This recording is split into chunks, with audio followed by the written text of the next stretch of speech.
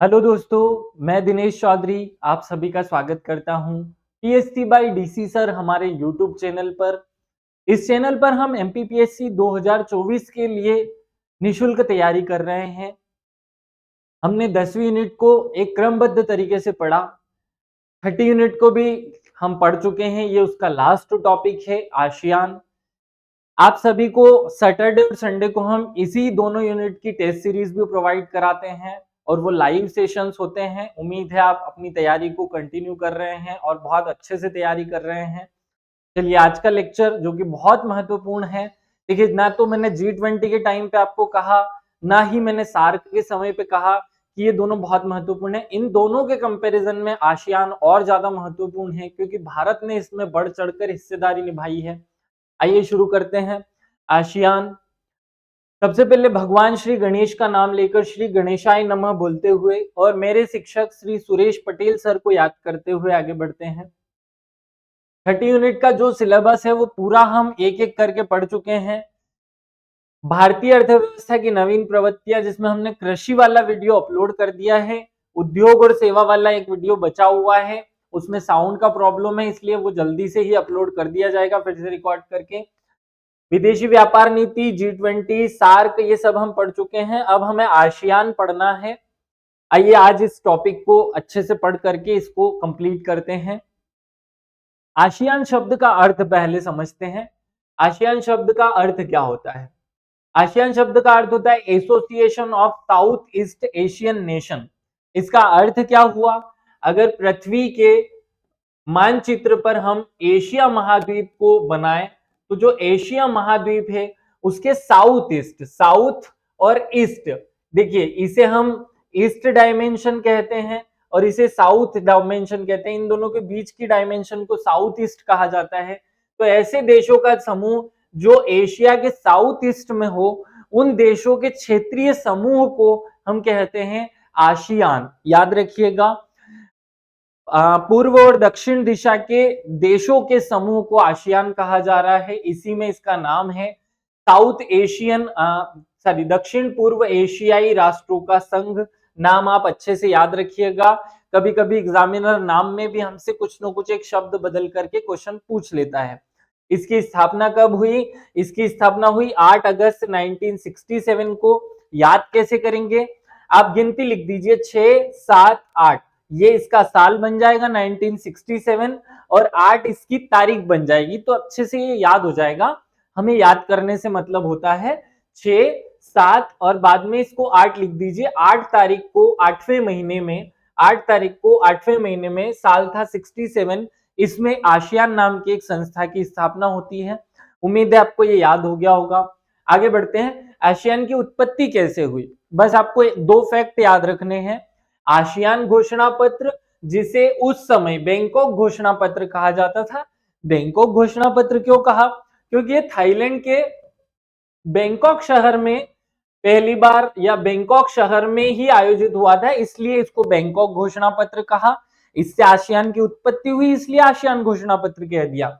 ASEAN घोषणा पत्र में 5 देशों ने मिलकर के हस्ताक्षर किए और एक विशेष प्रकार का समझौता किया कि हम अपनी वैश्विक नीति एक समान रखेंगे या हम पांचों देश एक जैसा व्यवहार विश्व स्तर पर करेंगे। इससे एक नया ग्रुप या एक नया समूह विश्व के सामने आया जो आसियान कहलाता है। आपको बस इतना ही याद रखना है कि आसियान घोषणा पत्र कब हुआ था? 1967 में। या बैंकॉक घोषणा पत्र कब हुआ था? 1967 में, जिससे आसियान की स्थापना हुई। आसियान समुदाय के 3 स्तंभ हैं। आपसे ये सीधा प्रश्न पूछा जा सकता है कि आसियान के कितने स्तंभ हैं? 3 है। देखो, आसियान में अ ऐसे लिखते हैं और ये 3 स्तंभ पर टिका हुआ दिख रहा है ना, 1, 2, 3, और ये 3 स्तंभ दिख रहे होंगे। तो आसियान के इस अ में 3 स्तंभ है, इसलिए आसियान में 3 स्तंभ है। और कौन कौन से हैं? आसियान राजनीतिक सुरक्षा समुदाय, आसियान आर्थिक समुदाय और आसियान सामाजिक सांस्कृतिक समुदाय। 3 पक्ष हैं इसमें, राजनीतिक, आर्थिक और सामाजिक। सीधे तरीके से याद कर लो, कठिन मत बनाओ इसको। देखिए, पहला आर्थिक हो गया, दूसरा सामाजिक हो गया और तीसरा वाला राजनीतिक हो गया। तो 3 पक्षों को शामिल किया गया है। आसियान राजनीतिक सुरक्षा समुदाय, आसियान आर्थिक समुदाय और सामाजिक सांस्कृतिक। तीन बहुत आराम से याद हो जाएंगे, सामाजिक आर्थिक राजनीतिक, तीन पक्ष बोलो, सामाजिक आर्थिक राजनीतिक। आसियान के कितने अंग हैं या कितने स्तंभ हैं? आसियान के 3 स्तंभ हैं जो सामाजिक आर्थिक राजनीतिक हैं, याद रखिएगा। आगे बढ़ते हैं, इससे रिलेटेड कुछ और विशेष बातें हम देख लेते हैं। आसियान की स्थापना हमें याद हो गई है, तारीख भी आपको याद है, 8/8/1967, ये याद रखिएगा। इस समय जब स्टार्टिंग में इसकी स्थापना हुई तो 5 देश, इंडोनेशिया, मलेशिया, फिलीपींस, सिंगापुर और थाईलैंड, ये 5 इसके सदस्य देश थे, याद रखिएगा। इंडोनेशिया, मलेशिया, फिलीपींस, सिंगापुर और थाईलैंड इसके मूल सदस्य थे और बाद में इसके सदस्यों की संख्या बढ़ती जाती है। वर्तमान में इसके सदस्य कितने हैं? आसियान में 10 सदस्य वर्तमान में शामिल है। और वो 10 सदस्य कब जुड़े? सबसे पहले ब्रुनेई जुड़ता है 1984 में। आपको इन सब सालों को रटना नहीं है, केवल आइडिया हो। ब्रुनेई जुड़ा 1984 में, वियतनाम जुड़ा 1995 में, लाओस और म्यांमार ये दोनों एक साथ जुड़ते हैं 1997 में, और कंबोडिया 1999 में। इस प्रकार 5 देश, जो शुरुआत में 5 देशों का समूह था, 5 बाद में जुड़ गए तो वर्तमान में 10 हो गए। पिछले साल जो 43वां आसियान शिखर सम्मेलन हुआ इंडोनेशिया की राजधानी जकार्ता में, उसमें तिमोर को भी जोड़ने के लिए प्रस्ताव पारित हो चुका है। तो अब ये 11 सदस्य हो जाएगा। लेकिन अभी अगर एग्जाम में आंसर क्वेश्चन पूछ लिया जाए तो 11 नहीं लगाना है, क्योंकि आधिकारिक तौर पर वो शामिल हुआ नहीं है। अभी उसको शामिल करने की जो औपचारिकताएं हैं वो प्रचलन में है। हो सकता है कि अगला शिखर सम्मेलन अक्टूबर 2024 में हो, उसमें वो शामिल हो जाए। आगे बढ़ते हैं, अभी आपके एग्जाम के हिसाब से आंसर जो होगा वो केवल 10 सदस्य ही होगा। अब इसके जो सदस्य देश है उनकी स्थिति देखते हैं। देखिए, जो भारत है उसके पड़ोस में देश है म्यांमार, यहां से चालू करते हैं। सबसे पहला पॉइंट म्यांमार याद रखिएगा, थाईलैंड, लाओस, कंबोडिया, वियतनाम। इसके बाद क्रम से हमें 10 नाम याद रखने हैं। देखिए, मैंने ज्यादातर जो संगठन है उनके सदस्य देशों के नाम मैप से याद किए हुए हैं, लेकिन ये मैं बार बार भूल जाता हूं। तो इसके लिए मैंने खुद के लिए सोच रखा है कि मैं कोडिंग से याद करूंगा। तो मैंने एक कोड बना रखा है 2 पार्ट में तोड़ करके 5-5, क्योंकि हमें याद रखना है कि शुरुआत के 5 संस्थापक सदस्य कौन थे। तो इसलिए 5-5 में सबसे पहला कोड है I am free singer in Thailand. पहले तो एक लाइन ये याद रख लो, थाईलैंड, ये एक लाइन, या पहले वो 5 सदस्य जिन्होंने आसियान की स्थापना की, वो 5 याद हो जाएंगे। आई से हो जाएगा इंडोनेशिया, एम से मलेशिया, आई से इंडोनेशिया, एम से Malaysia, free for Philippines, singer for Singapore और थाईलैंड से थाईलैंड बन जाएगा। तो ये 5 देश आपने आराम से रट लिए होंगे। किसी को भी 1 भी % प्रॉब्लम हो तो मुझे बताना, फिर मैप से याद करेंगे। खैर, यहाँ कोड ज्यादा यूज करना चाहिए, इस टाइम पे कर लेना चाहिए, क्योंकि इतने ज्यादा छोटे छोटे देश हैं, आपस में चिपके हुए हैं। इन देशों के मैप भी हमें याद नहीं रहते, इसलिए रटाएगा नहीं, इसको कोड बनाकर याद कर लो। तो एक लाइन हमने लिखी, I am a free singer in Thailand. तो जब किसी आदमी ने बोला कि I am a free singer, मतलब मैं फ्री हूं थाईलैंड में, लड़की को अट्रैक्ट करने के लिए बोला होगा। तो पीछे से उसकी बीवी ने बोला, क्या बोला कि बीवी ने उसको मार मार कर क्या कर दिया, बीवी ने उसको मार मार कर, ये 5 शब्द याद रखना, बीवी ने उसको मार मार कर क्या कर दिया, उसको मार मार कर लंका लगा दी, उसकी क्या कर दी, मार मार कर लंका लगा दी। ये 5 शब्द याद रख लेना। तो बी से हो जाएगा बुरनेई, वी से व से वियतनाम हो जाएगा, मार मार कर से म्यांमार हो जाएगा, ल से लाओस और क से कंबोडिया। तो ये 5 शब्द और याद कर लेने, बड़े आसान है। देखो क्या है कोड, फिर से एक बार मैं नोट डाउन करा देता हूं। I am a free singer, I am a free singer in Thailand. अब जैसा ही इस आदमी ने बोला, इसकी बीवी ने बोला, क्या बोला, बीवी ने इसको मार मार कर क्या कर दिया, मार मार कर इसकी लंका ही लगा दी, है ना। तो क्या याद करना है, आई से इंडोनेशिया, एम से मलेशिया, फ्री से फिलीपींस, सिंगापुर, थाईलैंड। ये 5 तो बड़े आसान हो गए हैं। बुरनेई, वियतनाम, म्यांमार, लाओस और कंबोडिया, ऐसे 10 नाम आपको बड़े आसानी से याद हो जाएंगे, ये रट लेना है आपको। मैं बिना टाइम वेस्ट आपको कोड बनाकर याद करा दिया हूँ, ज्यादा लोड मत लेना। ये मैप से याद कर लो तो फिर भी कंफ्यूजन करते हैं, इसलिए मैंने तो कोड बना दिया है। आपको अगर मैप से याद करना है तो आप वैसे याद कर लो। मैप से याद करना है तो भैया ये भारत, इसके जस्ट पास यहाँ पर यहाँ बर्मा या म्यांमार से कहानी शुरू होती है। म्यांमार के बाद थाईलैंड, लाओस, वियतनाम, कंबोडिया और फिर क्रम से बाकी के देश आ जाते हैं। तो आप इसे भी याद कर सकते हैं। जिन लोगों को मैप से याद करना है, सामने मैप है, इससे याद कर लो। मैप से याद नहीं होता तो पीछे कोड बताया है, उससे याद कर लो। आगे बढ़ते हैं। नेक्स्ट पॉइंट हमें याद रखना है कि आसियान का केंद्रीय सचिवालय जो है वो जकार्ता में है। अब आपको यहाँ एक बात याद रखनी है कि आसियान का जो मुख्यालय है वो भी जकार्ता में है और आसियान का केंद्रीय सचिवालय है वो भी जकार्ता में है। और जकार्ता कहाँ है? इंडोनेशिया में। ये पॉइंट याद रख लेना। आसियान का केंद्रीय सचिवालय और मुख्यालय दोनों ही जकार्ता में है। इसका आदर्श वाक्य क्या है? इसका आदर्श वाक्य वन विजन, वन आइडेंटिटी और वन कम्युनिटी। तीन शब्द हैं, one one one. One vision, one identity और वन कम्युनिटी। ये देश अपने आप को विश्व स्तर पर एक प्रेजेंट करना चाहते, एक बताना चाहते हैं, इसलिए ये सिंबल रखा गया, आदर्श वाक्य रखा गया है वन विजन, अर्थात एक दृष्टिकोण है हम सबका।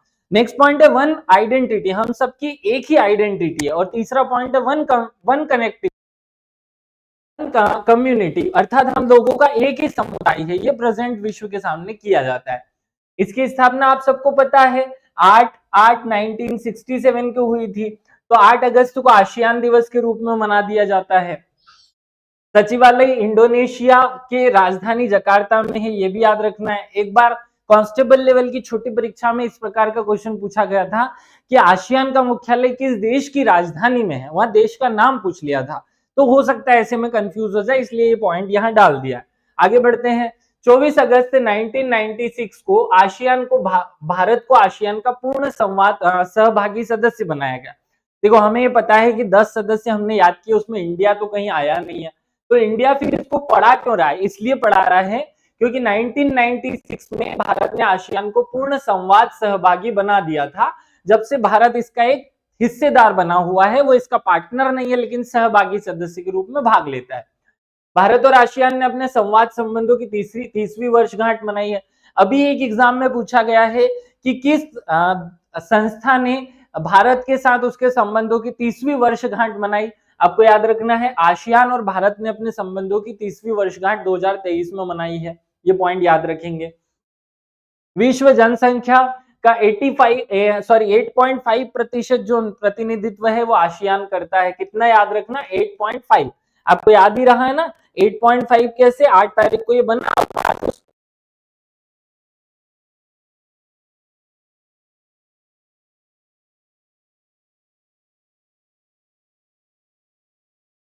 हम अर्थव्यवस्था को क्रम से जमाएं तो 7वें नंबर की सबसे बड़ी अर्थव्यवस्था आसियान बनेगी।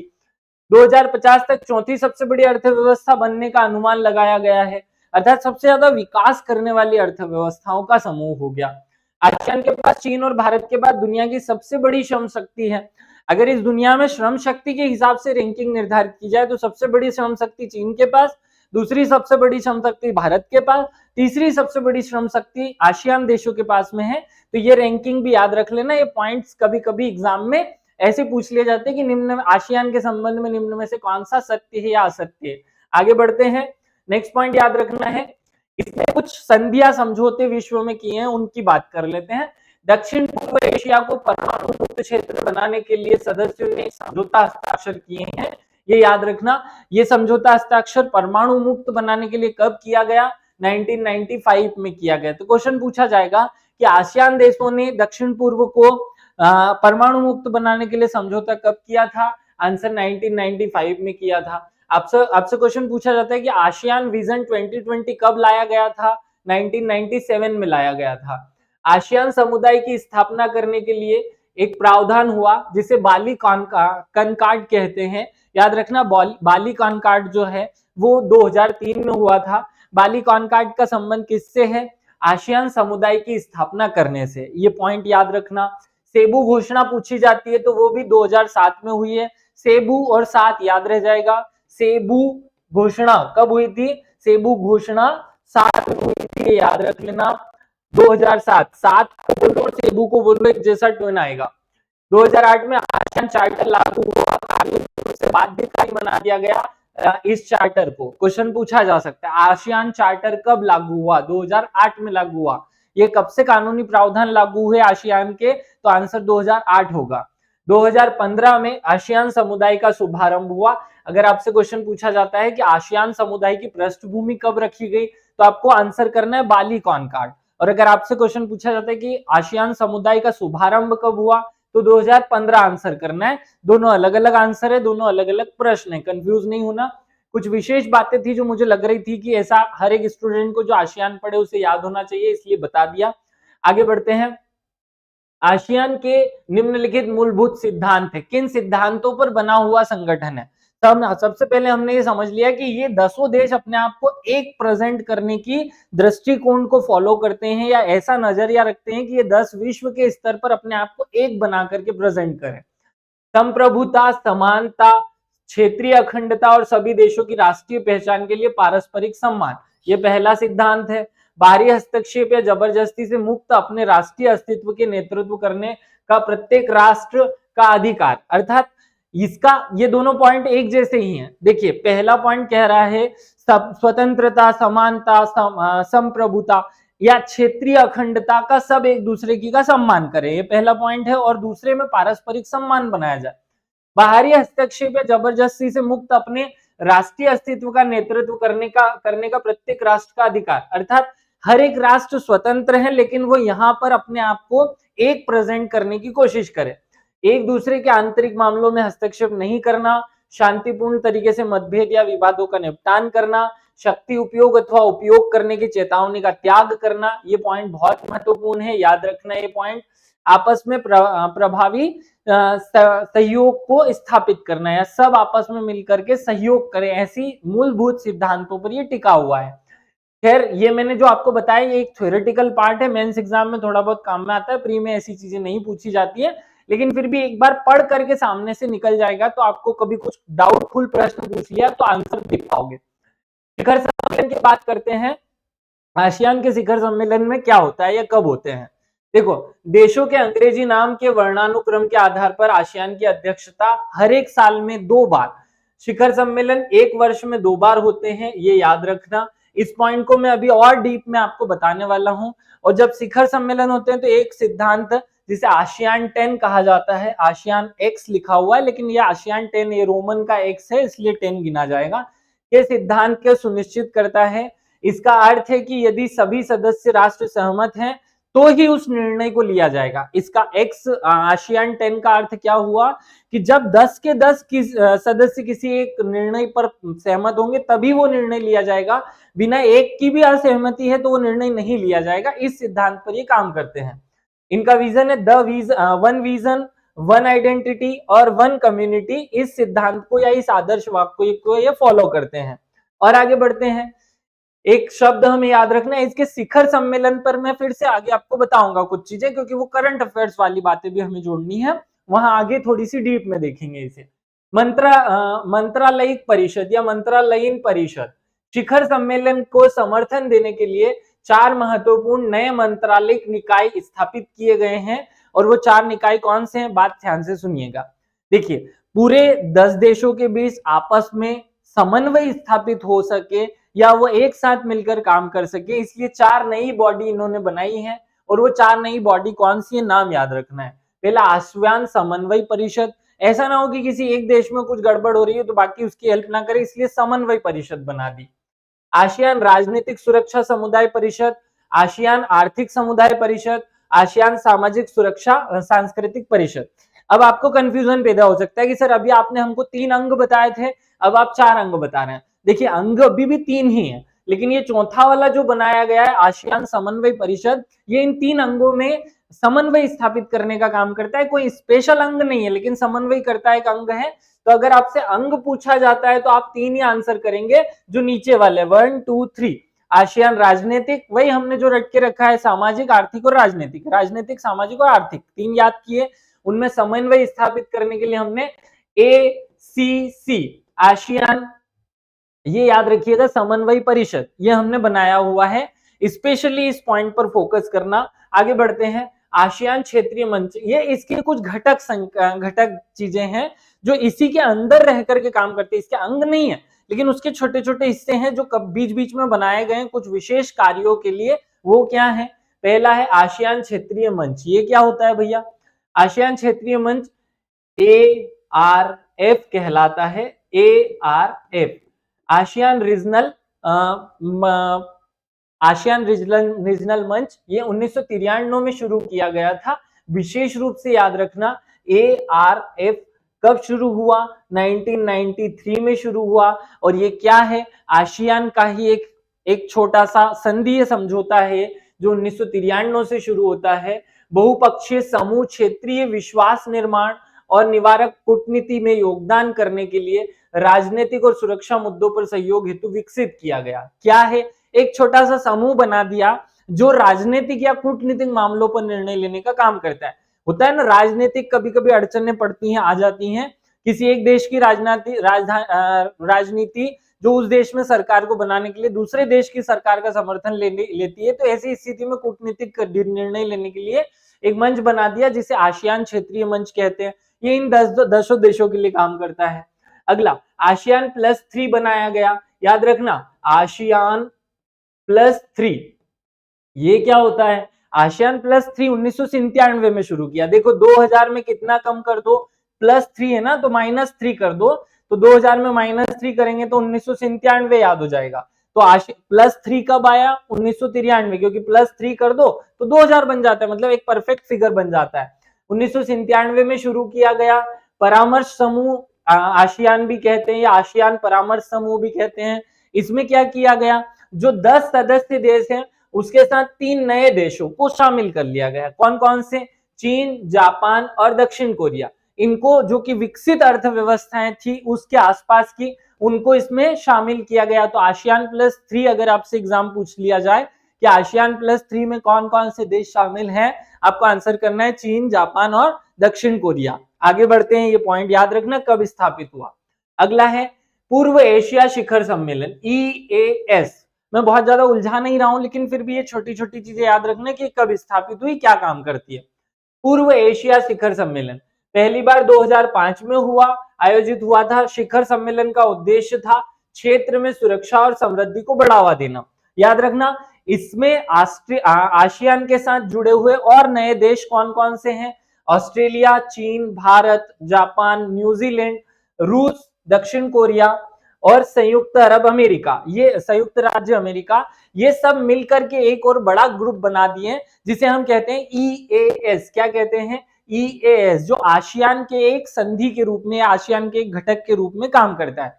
बहुत ज्यादा रटने की जरूरत नहीं है, ये सारे देशों के नाम नहीं रटने हैं, लेकिन ये याद रखना कि EAS का क्या है?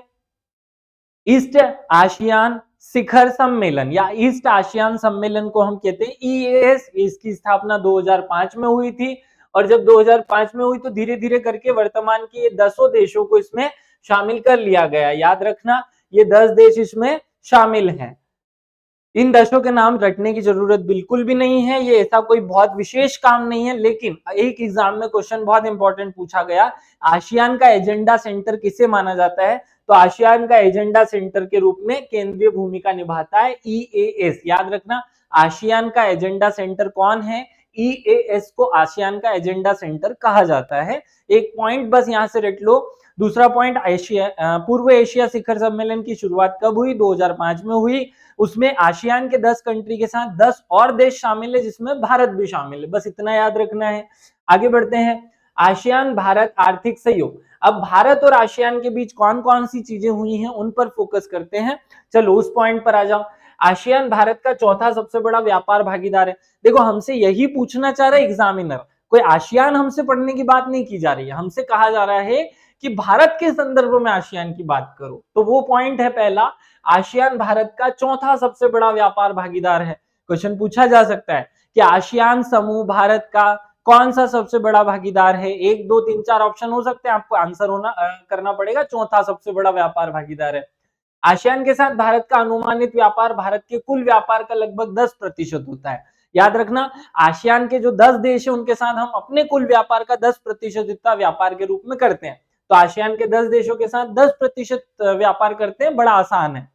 भारत के कुल निर्यात का आसियान के निर्यात में मतलब भारत जो टोटल निर्यात करता है उसमें आसियान की भागीदारी है 11.28%। याद रखना, मान लीजिए कि हम एक साल भर में 100 रुपए का सामान पूरे विश्व को बेचते हैं, तो उन 100 रुपए में से 11.5 रुपए मतलब 11 और 11.28 रुपए का जो सामान है वो हम केवल आसियान देशों को बेचते हैं। हमारे लिए इसलिए ज्यादा इंपॉर्टेंट है क्योंकि हम इनको सामान बेचते हैं, हम इनसे ज्यादा विकसित होने के कारण इनको भी हम सहयोग देते हैं और इनके सहयोग से हमें एक बाजार भी उपलब्ध हो जाता है। ये महत्वपूर्ण बात है। भारत और आसियान देशों के निजी क्षेत्र के प्रमुख उद्यमियों का एक मंच पर लाने के लिए 2003 में आसियान इंडिया बिजनेस काउंसिल, जिसको हम कहते हैं AIBC, ये बहुत ही ज्यादा महत्वपूर्ण है, बहुत इंपॉर्टेंट है ये पॉइंट AIBC, क्योंकि एग्जाम में पूछा जाएगा तो नन ऑफ द पर्सन, कोई भी इस क्वेश्चन का आंसर नहीं कर पाएगा, क्योंकि ना तो करंट अफेयर्स में पढ़ने में आएगा ना ऐसी जनरल चीजों में पढ़ने में आएगा। ये आसियान का एक हिस्सा है, बहुत इंपॉर्टेंट चीज है। भारत से व्यापार को बढ़ावा देने के लिए हमने AIBC की स्थापना की, और AIBC की स्थापना कब की गई? 2003 में। इसका फुल फॉर्म है आसियान इंडिया बिजनेस काउंसिल। इसकी स्थापना की गई ताकि भारत और आसियान देशों के बीच व्यापार को और ज्यादा बढ़ाया जाए, और इसी के कारण से एक्ट ईस्ट पॉलिसी का एक हिस्सा भी ये बना। आसियान एक महत्वपूर्ण केंद्र बिंदु है हमारे लिए। आगे बढ़ते हैं। आसियान भारत आर्थिक सहयोग, ये क्या है? आसियान भारत आर्थिक सहयोग में और क्या क्या चीजें हुई, कुछ हमने देखा कि भारत के लिए आर्थिक सहयोग के रूप में किस लिए काम का है। आसियान भारत सहयोग कोष भी स्थापित किया गया, ये भी याद रखना। आसियान भारत S&T, ये है S&T, science and technology development कोष बनाया गया। दो कोष बना दिए, एक तो आर्थिक आसियान भारत सहयोग कोष बनाया, दूसरा ASEAN Bharat science and technology development कोष बनाया, तीसरा हमने बनाया आसियान भारत ग्रीन फंड। तीनों के नाम याद रख लेना, कब बनाए गए ये मत याद रखो, इससे कोई मतलब नहीं है, ये बहुत डीप हो जाएगा। फिर आप याद रखो, हम दोनों देश या आसियान और भारत सहयोग करने के लिए 3 कोष स्थापित कर चुके हैं। आसियान भारत सहयोग कोष, ASEAN Bharat science and technology development कोष और आसियान भारत ग्रीन फंड, ये 3 याद रख लेना। आसियान भारत समुद्री अभ्यास हुआ 2023 में, बहुत ज्यादा महत्वपूर्ण है, ऐसे प्रश्न पूछने के चांसेस बहुत ज्यादा होते हैं, स्टार इसीलिए लगा दिया मैंने। आसियान भारत समुद्री अभ्यास, जिसे हम शॉर्टकट में कहेंगे AIME, क्या कहेंगे? AIME क्या होगा full form? ASEAN India maritime exercise, marine exercise भी बोल सकते हैं। तो ये याद रखना, कब हुई? 2003 में हुई, बहुत महत्वपूर्ण बात है। और जो सिंगापुर के आसपास का समुद्री हिस्सा है वहां पर हुई, बहुत ज्यादा इंपॉर्टेंट है, याद रखना। आगे बढ़ते हैं, और कौन कौन सी चीजें हमने भारत और आसियान ने आर्थिक सहयोग के रूप में की। एक पॉइंट याद रखना, दिल्ली घोषणा पत्र, ये क्या है? आसियान भारत रणनीतिक साझेदार के तहत सहयोग के प्रमुख क्षेत्र के रूप में समुद्री डोमेन में सहयोग करना, इसके लिए क्या है? देखो, भारत का जो समुद्री हिस्सा है वो आसियान देशों के समुद्री हिस्से की बॉर्डर को छूता है। हमने मैप में अभी देखा कि जो भारत का हिस्सा है या भारत की जो समुद्री सीमाएं हैं वो आसियान देशों की समुद्री सीमाओं से छूती है। देखो, यहाँ आपको स्पष्ट रूप से नजर आ रहा होगा कि ये थाईलैंड, ये भारत, हमारा यहाँ पे अंडमान निकोबार और ये सब द्वीप भी हैं, पांडिचेरी वांडिचेरी, इन देशों की जो समुद्री सीमा है या जो हमारा विदेशी व्यापार है वो इस क्षेत्र के संपर्क में है। ये आसियान का समूह हो गया। तो क्योंकि हमारी समुद्री सीमा इससे टच करती है, इसलिए हमने एक डायलॉग साइन कर लिया आसियान के साथ, जिसको हम दिल्ली घोषणा कहते हैं। देखो, एक दिल्ली घोषणा तो हमने अलग से पढ़ रखी है, दिल्ली घोषणा वो G20 की टाइम हुई थी, लेकिन एक दिल्ली घोषणा पहले से हो रखी है जो आसियान देशों के साथ हुई है हमारी, वो याद रखना। दिल्ली घोषणा जो है वो भारत और आसियान के संबंधों को जोड़ती है, संबंधों को प्रदर्शित करती है, महत्वपूर्ण बात है।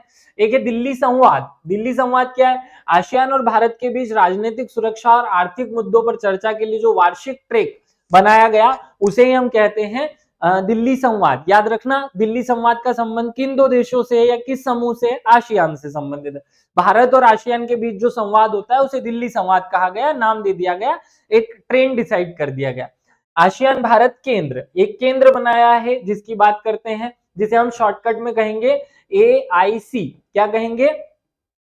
AIC बहुत महत्वपूर्ण है। AIC क्या है भाई? AIC याद रखना, ASEAN information ASEAN India centre, ASEAN India centre के नाम से AIC बना दिया। ये भारत और आसियान के में संगठन के थिंक टैंकों के साथ नीति अनुसंधान, रक्षा तथा नेटवर्किंग गतिविधियों के विषय में बातचीत करता है या किस विषय में सहयोग करता है। बहुत महत्वपूर्ण पॉइंट है, याद रखिएगा। तीन चीजें हमने की, दिल्ली घोषणा, दिल्ली संवाद और AIC आसियान इंडिया सेंटर, ये तीनों पॉइंट याद रखना। आगे बढ़ते हैं। अब हम आते हैं मूलतः जो करंट अफेयर्स है उसके ऊपर। उससे पहले जो शिखर सम्मेलन होते हैं हर साल, एक साल में 2 बार, उनकी बात करते हैं कि वो कब से कब होना शुरू है। तो आसियान के जो शिखर सम्मेलन है, आसियान का पहला शिखर सम्मेलन इंडोनेशिया के बाली में हुआ था। इंडोनेशिया के बाली में 1967 में हुआ था, याद रखना। पहला आसियान, ये आप तो मूलतः ये याद रखो कि पहला शिखर सम्मेलन कब हुआ, 1967 में। भले स्थान याद मत रखो, वो इंपॉर्टेंट नहीं है। आसियान का पहला शिखर सम्मेलन 1976 में हुआ था। देखो, स्थापित हुआ 1967 में, और इसको उल्टा करो 6 और 7 को, तो 7-6 होगा। तो पहला शिखर सम्मेलन कब हुआ, 76 में। अब इसको और आगे बढ़ाओ, हमने 6-7 किया, 7-6 किया, 8-7 करो। 8-7 में मनीला शिखर सम्मेलन से में प्रत्येक 5 वर्ष में एक बार शिखर सम्मेलन होगा, ऐसा फैसला ले लिया। देखो, शुरुआत में 10 साल तक तो एक भी शिखर सम्मेलन हुआ ही नहीं। 10 साल में जब पहली बार शिखर सम्मेलन हुआ 76 में, तो वो हमने याद कर लिया। उसके फिर 10 साल बाद 87 में निर्णय लिया गया कि हर 5 साल में एक बार शिखर सम्मेलन करेंगे। तो 87 के बाद 5 साल कब होते हैं, 1987 के बाद 5 साल होते हैं 1992 में। तो 1992 में ये डिसीजन को थोड़ा बदल दिया कि यार 5 साल में तो बहुत देर हो जाती है, हम शिखर सम्मेलन करेंगे 5 साल में तो हम निर्णय ही नहीं ले पाएंगे, सरकार ही बदल जाएंगे। तो फिर एक काम करो, 3-3 साल में शिखर सम्मेलन करना शुरू करते हैं। तो फिर हर 3 साल में शिखर सम्मेलन शुरू किया। फिर 3 शिखर सम्मेलन होते हैं, और तीसरे शिखर सम्मेलन में फिर निर्णय लिया जाता है कि 3 साल भी बहुत ज्यादा डिस्टेंस है, एक काम करते हैं, एक साल में डिसीजन लेना शुरू करते हैं। तो 2001 में प्रतिवर्ष शिखर सम्मेलन आयोजित करना शुरू कर दिया। और फिर 2001 के बाद 2007 में फिर से डिसीजन को चेंज किया गया कि अब हम एक साल में 2 बार मिला करेंगे, 2 बार मीटिंग किया करेंगे, 2 बार शिखर सम्मेलन होगा। तो 2007 से शिखर सम्मेलन एक वर्ष में 2 बार किए जाने लगे। ये हमने समझा कि शिखर सम्मेलन कब से शुरू हुए, अभी तक टोटल कितने या कब कब कितने कितने समय में होते रहे। अब हम देखते हैं कि पिछले साल जो शिखर सम्मेलन हुआ, जिसका नाम है आसियान शिखर सम्मेलन, याद रखना, आसियान शिखर सम्मेलन या 43rd आसियान, इसे ऐसे नाम से याद रखना है, 43rd आसियान, जिससे 43rd उसका नंबर था, ये भी याद हो जाए। ये उसका एक फोटो लगा रखा है, फिर ये बहुत काम का नहीं होता। कब हुआ, 2023 में हुआ, ये याद रखना। कैसे याद रखो कि 2023 में 43वां हुआ है, 43वां हुआ। देखो, इस 20 और 30 को 2023 में 20 लिखा है और 23 लिखा है, इन दोनों को आपस में जोड़ोगे तो 43 बनेगा।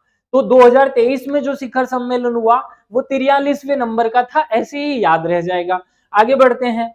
ये जो शिखर सम्मेलन हुआ, 43वां शिखर सम्मेलन, ये कहाँ हुआ और कब हुआ? ये हुआ 5 से 7 सितंबर को इंडोनेशिया के जकार्ता में। कहाँ हुआ? इंडोनेशिया के जकार्ता में, याद रखना। ये हुआ है इंडोनेशिया। इंडोनेशिया वही हमने जो कोड बनाकर पहले याद किया ना, पहला देश इंडोनेशिया, तो वहां से याद रख लेना। इस शिखर सम्मेलन में तिमोर लिस्टे, एक देश है तिमोर लिस्टे, को आसियान का 11वां सदस्य बनाने हेतु सहमति हुई। देखो, इस आसियान में डिसीजन सारे मिलकर लेते हैं। अगर एक भी व्यक्ति मना कर दे तो डिसीजन मना नहीं लिया जाता है, वो डिसीजन पे नो हो जाता है।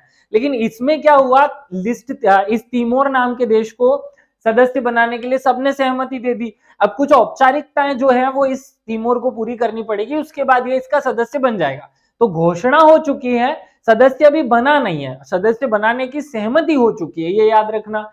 तो पिछले 43वें शिखर सम्मेलन में सबसे महत्वपूर्ण बात क्या हुई वो याद हो गया आपको। इस शिखर सम्मेलन की अध्यक्षता किसने की? तो देखो भैया, जहां होता है वो आदमी उसकी अध्यक्षता करता है। तो राष्ट्रपति जोको विडोडो, किसने की? जोको विडोडो ने इसकी द्वारा इसकी अध्यक्षता की गई। इंडोनेशिया के प्रमुख आपको याद ही है, जोको विडोडो हैं, तो उन्होंने इसकी अध्यक्षता की। और इसमें जो सबसे महत्वपूर्ण प्रश्न है वो यहां से बनेगा, जो अभी पिछली 2 एग्जाम्स में पूछा भी जा चुका है, कि म्यांमार के प्रतिबंधों को इस सम्मेलन में भी आगे बढ़ा दिया गया। क्वेश्चन पूछा गया था कि 43वें शिखर सम्मेलन या आसियान शिखर सम्मेलन में किस सदस्य देश को प्रतिबंधित कर दिया गया? हमें पता है म्यांमार उसका पहले से पार्टनर है, तो जो 10 पार्टनर है उसमें से म्यांमार को प्रतिबंधित किया गया, ये याद रखना। 2026 में जो आसियान का शिखर सम्मेलन है वो म्यांमार में होना था, तो वो कैंसिल कर दिया, रद्द कर दिया गया। 2026 के लिए निर्धारित आसियान की अध्यक्षता म्यांमार की रद्द कर दी गई और आसियान की अध्यक्षता 2026 के लिए अब फिलीपींस को दे दी गई कि फिलीपींस करेगा अध्यक्षता। म्यांमार को क्यों नहीं किया गया? क्योंकि म्यांमार ने जो नॉर्म्स होते हैं, जो मानक होते हैं, जो आसियान को के सदस्य होने के जो मानक होते हैं, उनको पूरा नहीं किया। इनके आंतरिक उथल पथल इतनी ज्यादा थी, या जो तख्ता पलट की जो स्थिति थी, उस कारण से आसियान देशों ने म्यांमार पर कुछ प्रतिबंध लगाए थे और उनको और कंटिन्यू किया गया आगे के लिए, और 2026 में उसकी अध्यक्षता को भी समाप्त कर दिया। ये आपको पूरा क्लियरली एक एक पॉइंट याद रखना है, यहां से एक भी बात मत छोड़ना। अभी जो मैंने बताया वो सब चीजें काम की हैं, जहां काम का नहीं था मैं खुद बोला हूं कि ये याद भले मत करना, याद करने की चीजें नहीं है, केवल समझने की है। अब आते हैं आसियान का भारत से जो एक टाइप है, जो शिखर सम्मेलन होता है। देखो हमें ये पता है कि 1996 में आसियान और भारत मिल करके सम्मेलन करने लगे। हर साल आसियान और भारत मिल करके एक शिखर सम्मेलन करता है। तो जो पिछले साल शिखर सम्मेलन हुआ उसका नंबर याद रखना 20। कितना नंबर है? 20। सिंपल सी बात है, आसियान शिखर सम्मेलन जो हुआ, इसके खत्म हो जाने के बाद अगले दिन आसियान के देशों के साथ बैठकर भारत अपनी चर्चा करता है, भारत अपना डायलॉग करता है, उसे आसियान इंडिया शिखर सम्मेलन कहते हैं। यह हर साल होता है। तो आसियान इंडिया शिखर सम्मेलन का कौन सा नंबर है? 20वां। आपको ऐसा लग रहा है कि भैया वो आसियान का तो 43वां है, भारत का 20वां क्यों है? क्योंकि हम बाद में जुड़े थे ना उससे, उस देश से हम बाद में जुड़े। 20वां शिखर सम्मेलन हुआ जकार्ता, वही होगा जहां आसियान का शिखर सम्मेलन होगा। इसकी अध्यक्षता किसने की? इंडोनेशिया के राष्ट्रपति जोको विडोडो ने, और साथ में सह अध्यक्ष किसे बनाया गया? भारत के प्रधानमंत्री नरेंद्र मोदी को। प्रधानमंत्री नरेंद्र मोदी ने इसमें क्या किया? तो एक बहुत महत्वपूर्ण पॉइंट है, 12 सूत्री प्रस्ताव रखा। क्या रखा? 12 सूत्री प्रस्ताव। ये बहुत इंपॉर्टेंट चीज है, एग्जामिनर क्वेश्चन पूछ सकता है कि किस संगठन में नरेंद्र मोदी या भारत के प्रधानमंत्री द्वारा 20 सूत्री प्रस्ताव रखा गया? तो 20 सूत्री प्रस्ताव आसियान में रखा गया, इस दौरान रखा गया। और जो नया सदस्य जोड़ा जा रहा है, ईस्ट तिमोर या तिमोर लिस्टे, याद रखना तिमोर लिस्टे। इस तिमोर लिस्टे में, तिमोर लिस्टे नाम के देश में की राजधानी जो है वो दिल्ली है। क्या है? दिल्ली। दिल्ली नहीं है, ये दिल्ली जानबूझकर लिखा है ताकि आपको रटा जाए। दिल्ली लिख दिया तो अब आपको लगेगा, आपका ध्यान आकर्षित हो जाएगा। लिस्टे तिमोर की राजधानी है दिल्ली, दिल्ली नहीं। देखो दिल्ली आधा ल होता है, और ये दिल्ली में द और बस ल होता है, ये हो गया दिल्ली। ये किसकी राजधानी है? लिस्टे तिमोर नाम के देश की, जो कि अब आसियान का नया सदस्य बन रहा है। वहां पे भारतीय दूतावास खोलने की घोषणा की। तो भाई भारत के प्रधानमंत्री नरेंद्र मोदी जी ने 2 घोषणाएं कर दी।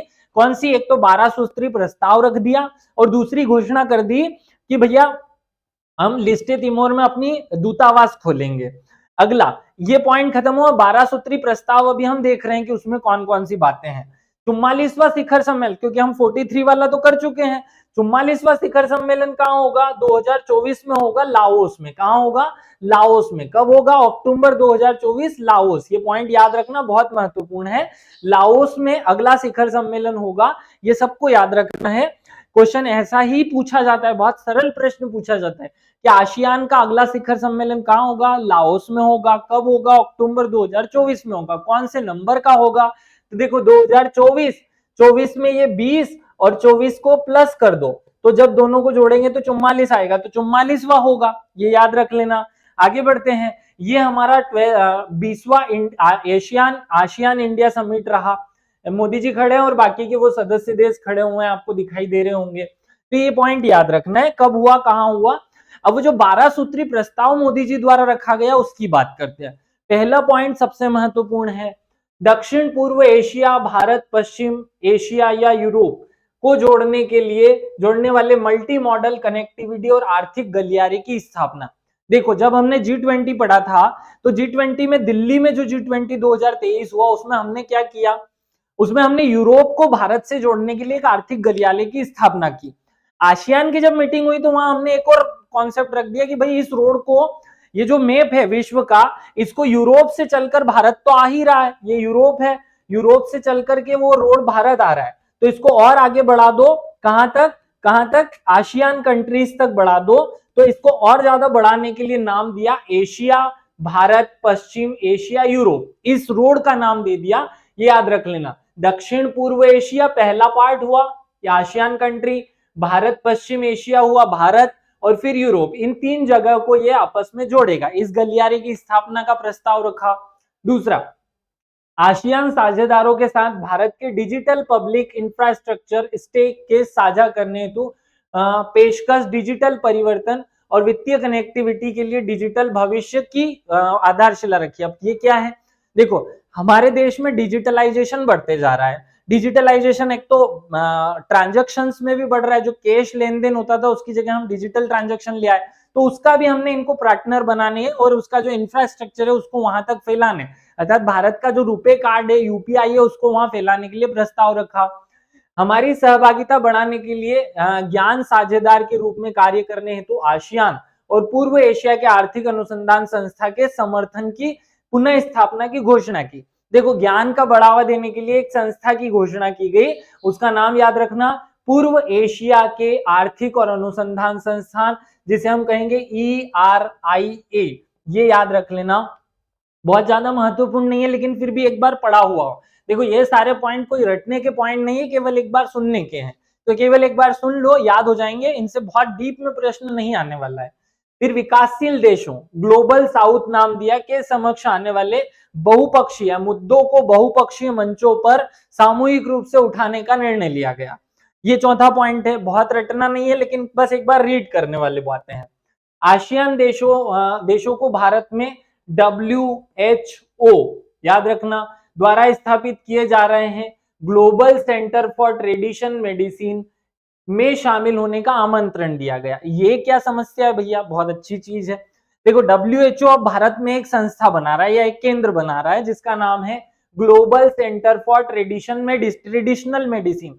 हमने दिया ना अभी आयुष की जो 5 चीजें थी, आयुष माने आयुर्वेद, योगा, सिद्धा, यूनानी और होम्योपैथी, इनको बढ़ाने के लिए हम एक केंद्र खोल रहे हैं WHO की सहायता से, जिसका नाम होगा global centre for traditional medicine. इसमें आसियान को भी भागीदार बनने का प्रस्ताव हमने रख दिया। मिशन लाइफ पर एक साथ काम करने के लिए आह्वान किया कि भैया हम जिंदगी को बचाने के लिए जो काम कर रहे हैं, जो एक मिशन बनाया है, उस पर आप भी हमारे भागीदार बन जाओ। जन औषधि केंद्रों की स्थापना के माध्यम से किफायती और गुणवत्तापूर्ण दवा भारत उनको उपलब्ध कराए, इसका भी प्रस्ताव रखा।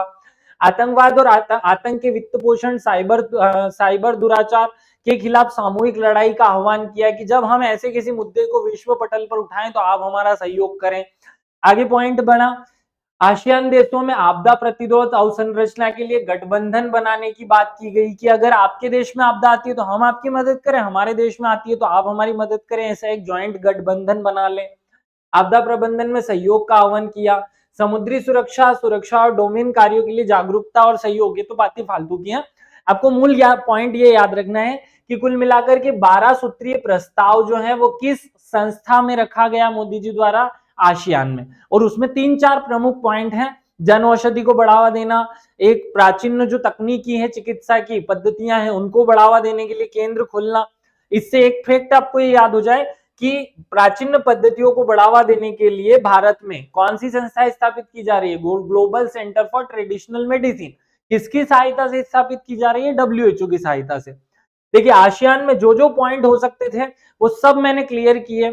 ये जो वीडियो सीरीज हम आप तक पहुंचा रहे हैं, इसका एकमात्र उद्देश्य होता है कि हम बिना बकवास किए, जो एग्जाम के ओरिएंटेड चीजें हैं, बिना कोई फालतू की बात किए एग्जाम ओरिएंटेड चीजें आप तक सीधे सर्व करें। देखिए मेरा उद्देश्य है कि मैं स्टूडेंट्स को कम समय में थोड़ी सी छोटे से वीडियो में बहुत ज्यादा इंफॉर्मेशन दे सकूं, क्योंकि ये जो अभी यूट्यूब प्लेटफॉर्म्स है उनमें कुछ व्यवस्थाएं गड़बड़ हो चुकी हैं, कुछ बहुत सारी नेगेटिव चीजें आ चुकी हैं, उन्हें बदलना हमारा मूल लक्ष्य है। हम ऐसी व्यवस्था स्थापित करना चाहते हैं जिससे टीचर आए और केवल उसे पढ़ाने से मतलब हो, हमारा ये उद्देश्य है। इसलिए हम इस वीडियो में पानी तक पीना अवॉइड करते हैं, बातें करना तो दूर की बात है। आप सब इस उद्देश्य में भागीदार बने और इस वीडियो को अपने उन साथियों तक पहुंचाने की कोशिश करें जो सच में दिल से, लगन से मेहनत करते हैं आप सभी का विशेष रूप से धन्यवाद। आप सब लोगों के बहुत सारे प्रश्न होते हैं, सर पीडीएफ कब मिलेगा? देखिए भाई, पीडीएफ जल्दी से मिल जाएगा। मैं क्योंकि अकेला व्यक्ति हूँ, बहुत सारा काम नहीं कर पाता हूँ। पीडीएफ का काम करूंगा तो वीडियो नहीं बन पाते, वीडियो का काम करता हूं तो पीडीएफ नहीं बन पाते, इसलिए धीरे धीरे दोनों काम चल रहे हैं। जैसे ही वो कंप्लीट हो जाएंगे आपको सब मिलते जाएगा। बहुत सारा डाटा मैं आपको पहले ही प्रोवाइड करा चुका हूं।